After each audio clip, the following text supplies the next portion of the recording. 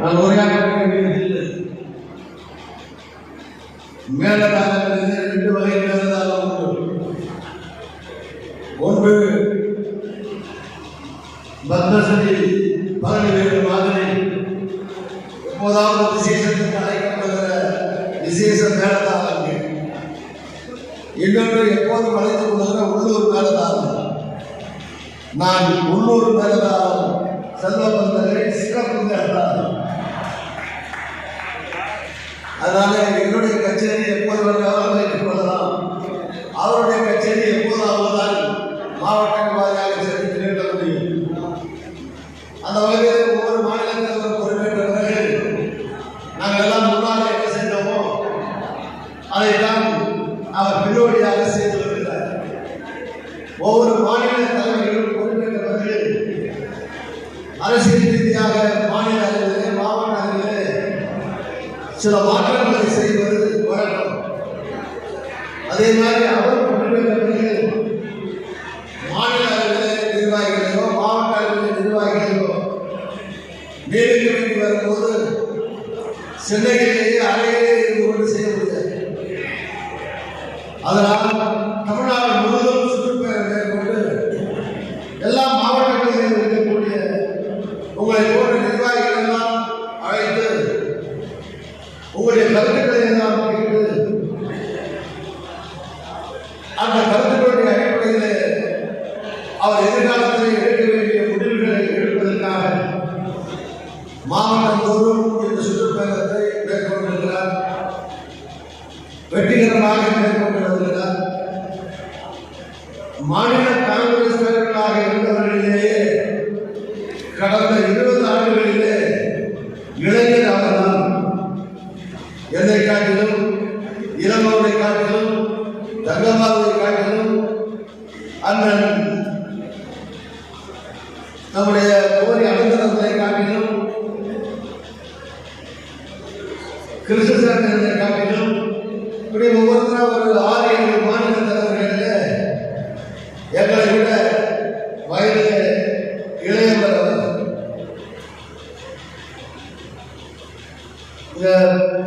ராமச்சந்திரன் சொன்ன மாதிரி அவர் இளைஞரும் அல்ல முதியவரும் அல்ல, இடைப்பட்ட வயதிலே நல்ல வயசுல இருக்காரு. இப்பெல்லாம் 50 வயசுக்கு மேலதான் வாலிப வயசு. நல்ல ஹெல்த்தோட சிறப்பாக பணியாற்றக்கூடிய உடல்நலத்தோட நடுத்தர வயசு. அதான் நடுத்தர வயசில் இருக்கக்கூடிய ஒரு தலைவர், நம்முடைய தலைவர் நடுத்தர வயசில் இருக்கக்கூடிய தலைவர் ராகுல் காந்தி தந்திருக்கிறார். அவரே இளைஞர், அவர் இளைஞர் கிடையாது, அவரும் நடுத்தர வயசு தலைவர் தான். அதனால அவராலே ஒரு நடுத்தர வயசு தலைவர் தரப்பட்டிருக்கிறார். தனக்கு கொடுத்த பொறுப்பை ஏற்றுக்கொண்டு அவர் மிக சிறப்பாக பணியாற்றி வருகிறார். உங்களுக்கு என்னுடைய ஒத்துழைப்பு எப்பொழுதும் உண்டு என்பதை நான் மகிழ்ச்சியோடு தெரிவித்துக் கொள்கிறேன். அவர் 20 வருஷத்துக்கு முன்னாலே எம்எல்ஏ இருந்திருக்கிறார். அரசியல் ரீதியாக அனுபவம் நிறைந்தவர் தான். இரண்டாவது ரொம்ப நிதானமானவர். அவசரப்பட்டு எந்த வார்த்தையும் பேசிவிட மாட்டார். ரொம்ப ஆழமானவர், டீப் மேன். அண்ட் ரொம்ப அமைதியான பேசக்கூடியவர், வேகமாக செயல்படக்கூடியவர்.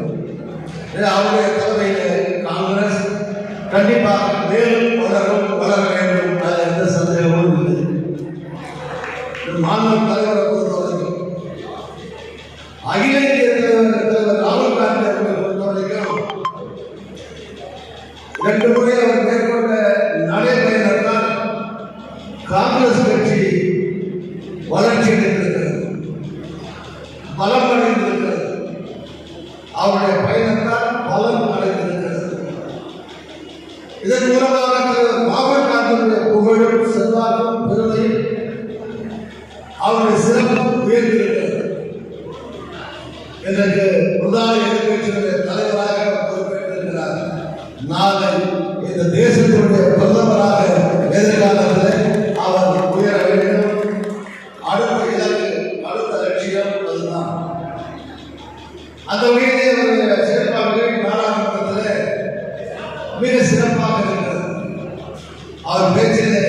புயல் வீசுகிறது, அவருடைய பேச்சிலே தென்றல் வீசுகிறது, அவருடைய பேச்சிலே இடியோசை கேட்கிறது, அவருடைய பேச்சிலே மழை பெய்கிறது, அவருடைய பேச்சு நிதானமாக இருக்கிறது, கூர்மையாக இருக்கிறது, சில நேரத்தில் கேலி கிண்டல் நக்கலோடு இருக்கிறது. கிண்டலா பதில் சொல்லணும்னா கிண்டலா பதில் சொல்ல.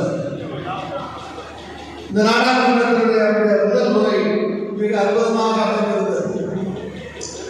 இந்த முறையிலே அவர் மோடியை பார்த்து சொன்னார், நாங்கள் எல்லாம் biological, we born, we die. ஆனால் இருக்காத பிஎம் இவர் நான் பயாலஜிக்கல், ஆணும் பெண்ணும் சேர்ந்து குழந்தை அது பயாலஜிக்கல் சைல்டு, அதுவே குழந்தா அது நான் பயாலஜிக்கல். அவர் மோடியை பார்த்து சொன்னார், இவர் நான் பயாலஜிக்கல். அது மட்டும் இல்ல, அவர் கடவுளோடு பேசக்கூடியவர். He speaks to the God directly. நாங்கள் எல்லாம் சிரிச்சாங்க, சத்தம் போட்டாங்க. உடனே சொன்னார், நான் சொன்னாங்க, உங்க மோடியே சொன்னார், அவரே சொன்னார் கடவுள் அவதாரம் என்று அவர் சொன்னார். இன்னைக்கு அவர் சொன்னதை ஆர்எஸ்எஸ் தலைவராக இருக்கக்கூடிய பகவன் அவர் கிண்டலாக சொல்லியிருக்கிறார். அவர் கடவுள் அவதாரம் என்று மனிதன் யாரும் சொல்லக்கூடாது அவர் சொல்லியிருக்கார். இதெல்லாம் சொல்ல காரணம், இப்படி சமயவழித்த அறிவோடு பாராளுமன்றத்தை சோதிக்கிறார் நம்முடைய அன்புக்குரிய தலைவர் திரு ராகுல் காந்தி அவர்கள். அற்புதமான தலைவர் அன்னை சோனியா காந்தி அவர்கள், அனுபவம் நிறைந்த தலைவர் நம்ம மல்லிகார்ஜுன கார்கே அவர்கள் ஆகியோர் வழிகாட்டும்போது இன்றைக்கு இந்த இயக்கம் சிறப்பாக நடைபெற்றுக் கொண்டிருக்கிறது. இது டெல்லியை பொறுத்தவரைக்கும், தமிழ்நாடு பொறுத்தவரைக்கும் அறுவை சம்பந்த சிவகங்கை நாடாளுமன்ற உறுப்பினர் திரு கார்த்திக் சிதம்பரம் அவர்கள் அவருக்கு ஒரு செய்தி, அவர் செய்தியில் பேசுகிறார். இன்னைக்கு அவர் செய்தியில் பேசுகிறார். சில நேரத்தில் சில கருத்துகளுக்கு வரவேற்பு, சில நேரத்தில் எதிர்ப்பு இருக்கும். பட் எதிர்ப்போ வரவேற்போ அதை பற்றி கவலைப்படாமல் எது யதார்த்தமோ எது மனதில் தோன்றுகிறதோ அதை வெளிப்படையாக பேசக்கூடியவர் நம்முடைய அங்கிருக்கிற சகோதரர் கார்த்திக் சிதம்பரம். ஒரு சில விஷயம் பிடிக்காமல் இருக்கலாம், அந்த விஷயம்.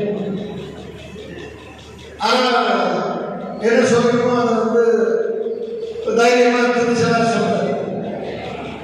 யோகிச்சு வச்சு பேசிட்டு பக்கவலை என்ன சைடு எஃபெக்ட் அவர்கள் என்ன அப்படி பேசிட்டே இருந்தாலே யதார்த்தம் வராது, உண்மை வராது.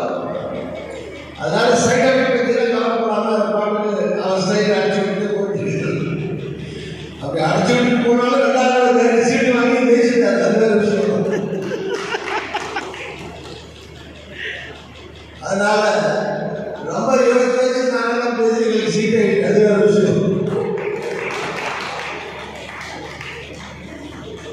அதனால என்ன எல்லாருக்கும் பிளஸ் இருக்கு மைனஸ் இருக்கு, அது பிரச்சனை இல்லை. ஸோ அவர் சொன்ன மாதிரி நண்பர்கள்லாம் நம்ம சட்டமன்ற கட்சியில் ராஜேஷ் சொன்ன மாதிரி ஒரு சில விஷயங்கள் சொல்ல தமிழ்நாட்டில் என்ன செய்யணும், திமுக கூட்டணி கூட்டணி எப்படி வரும் அவரே சொன்னார். எம்எல்ஏக்கள் வர்றது 18 எம்எல்ஏக்கள் 10 எம்பி, இதெல்லாம் மகிழ்ச்சிக்குரிய விஷயம் தான், பாராட்டக்கூடிய விஷயம், மகிழ்ச்சிக்குரிய விஷயம். அதே நேரத்தில் காங்கிரஸில் இருக்கிற அஸ்திவாரத்தை அடித்தளத்தில் இருந்து பணியாற்றக்கூடிய தோழர்கள், நிர்வாகிகள், அவர்கள் உயரவில்லை என்றால், அவர்கள் வளரவில்லை என்றால் கட்சி வளரவில்லை. அவர்கள் வளர்வதற்கு என்ன வழி? ஒரு 10 எம்பி ஆகி நாங்கள் ஒரு எம்பி பண்ணல, அங்க ஒரு வேலை கொடுக்கறதுல நீங்க வளர்ந்துட முடியாது. 18 எம்எல்ஏ கொடுக்குற எம்எல்ஏ பண்ணல, நீங்க வளர்ந்துட முடியாது. ஒரு கட்சி அஸ்திவாரத்தோடு இருக்க வேண்டும் என்றால் முதலிலே அமைப்பு ரீதியாக கட்சி உருவாக்கப்பட வேண்டும். திமுக அதிமுக உயிரோட்டமாக இருக்கிறது என்று சொன்னால் எல்லா ஊரிலேயும் இந்த ரெண்டு கட்சிக்கும் அமைப்பு இருக்கிறது, கிளை வாரியாக அமைப்பு இருக்கிறது.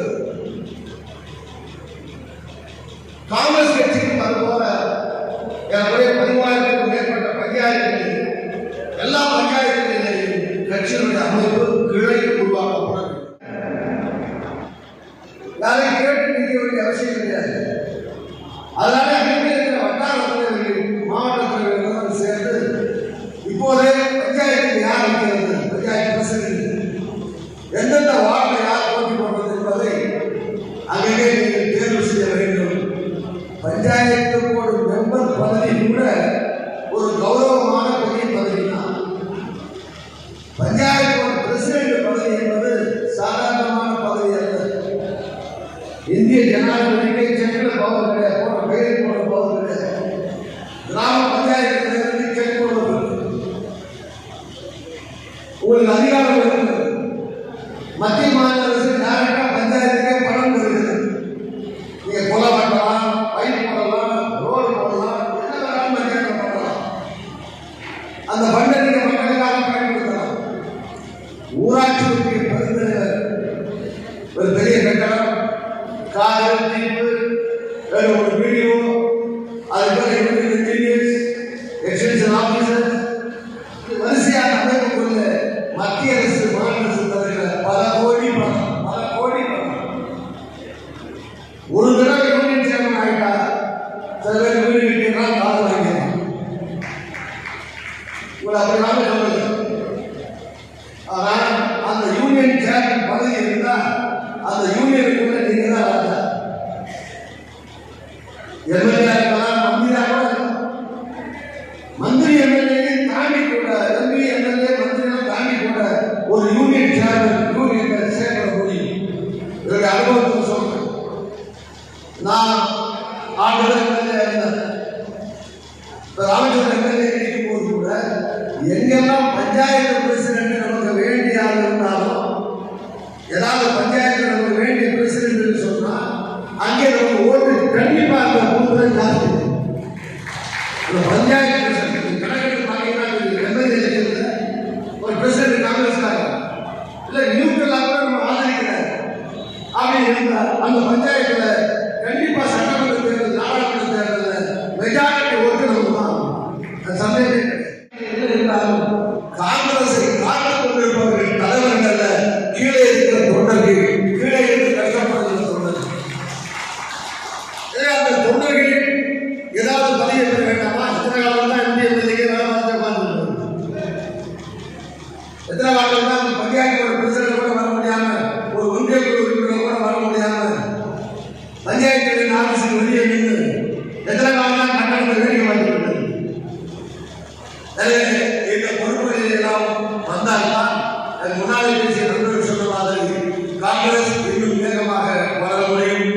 நம்முடைய இலக்கு டாக்டர் அம்பேத்கர் அதான் சொன்னார், அதிகாரப்படுத்துதல். அதிகாரம் வழங்கப்பட்டால்தான் அந்த அதிகாரத்தின் மூலமாக மக்களுக்கு தொண்டு செய்ய முடியும். சாதாரண மனுஷன் எவ்வளவு கோடி சொன்னா கூட இருக்கலாம், எத்தனை லட்சத்தை அடி கொடுக்க முடியும்? பண்ண முடியாது. பணத்தாலே மக்களுக்கான சேவையை செய்ய முடியாது, பதவியாலே செய்ய முடியும். யாரோ ஒருவருடைய பதவியாக இல்லை, அவர்களை பதவியை அமர்த்துவதாலே அவர்கள் பலம் பெறுவார்கள், அங்கே உயர்வார்கள். அதுதான் அம்பேத்கர் சொன்னார், அதிகாரப்படுத்துதல். அதே அப்படி இந்த பரவலான அதிகாரங்களை பெறுகிற இடத்தில் நம்முடைய பணிகள் தொடர வேண்டும். சொல்ல பிறந்தவர்கள் தைரியமாக துணிச்சலாக காமராஜர் ஆட்சியை ஏற்படுத்துவோம் என்று பேசுகிறார். அதுதான் நானும் பேசுகிறேன்.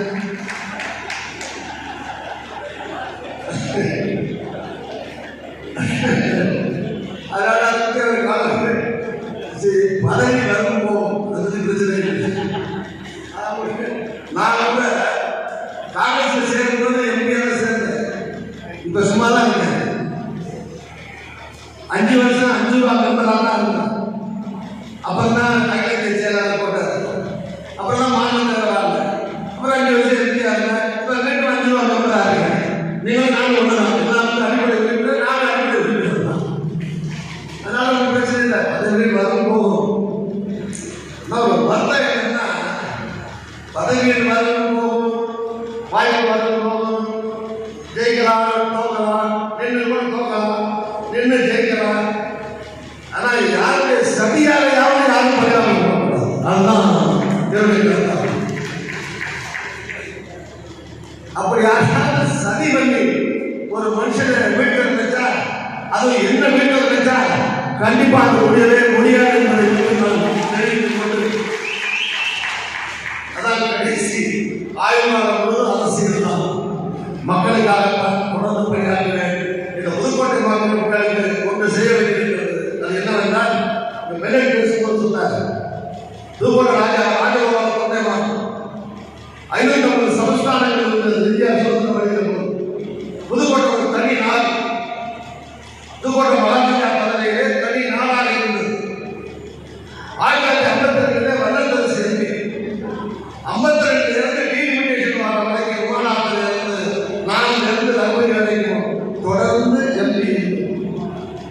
அதுக்கு எம்பி பதவி புதுக்கோட்டை மாவட்டத்தில் எல்லாம் போனது. அந்த சட்டப்படி, அரசியல் சட்டப்படி, டீலிமிட்டேஷன் கமிட்டியுடைய விதிகளின்படி ஒரு மாவட்ட தலைநகரம் இருக்கிறதே ஆனால் அந்த தலைவருக்கு உட்பட்ட 6 எம்எல்ஏ தொகுதி இருக்கிறார்கள். அதை ஒரு நாடாளுமன்றமாக அறிவிக்க வேண்டும். நமக்கு புதுக்கோட்டை மாவட்டம் 6 எம்எல்ஏ தொகுதி. ஆனாலும் இந்த 6 தொகுதியும் குரங்கரை குருமாலை மாதிரி அரண்மனையை கொண்டு போய் ராமநாட்டை சேர்த்து, பக்கத்தில் ஆலங்குடியை திருவேற்றை சிவகங்கையில் சேர்த்து, புதுக்கோட்டை நகரக்கோட்டை திருச்சியில் சேர்த்து, ராஜமலையில் கொண்டு போய் கரூரில் சேர்த்து, இப்போ புதுக்கோட்டை மக்களுக்கு ஒரு எம்பி இல்லை, 4 எம்பி. 4 முக்கியமாக அதுக்கு 100 கிலோமீட்டர் பயணம் செய்து எம்பி வாங்க போகணும். இப்படி ஒரு அபாயமான நிலை, அவலநிலை புதுக்கோட்டையில் இருக்கிற 15 லட்சம் வாக்காளர்களுக்கும் 25 லட்சம் மக்களுக்கும் புதுக்கோட்டையில் இருக்கிறது. எனவே அடுத்த டீலிமிட்டேஷன் வருகிற போது புதுக்கோட்டை தனி பாராளுமன்றமாக இருக்க வேண்டும். வழக்கமான பாராளுமன்ற தொகுதியாக 6 தொகுதியை உள்ளிட்ட புதுக்கோட்டை தொகுதி ஏற்படுத்த நாம் மட்டுமல்ல, இங்க இருக்கிற எல்லா கட்சிகளும் சேர்ந்து, எல்லா தலைவர்களும் சேர்ந்து புதுக்கோட்டை ஒரு நாடாளுமன்ற தொகுதியாக உருவாக, டீலிமிட்டேஷனை உருவாக எல்லா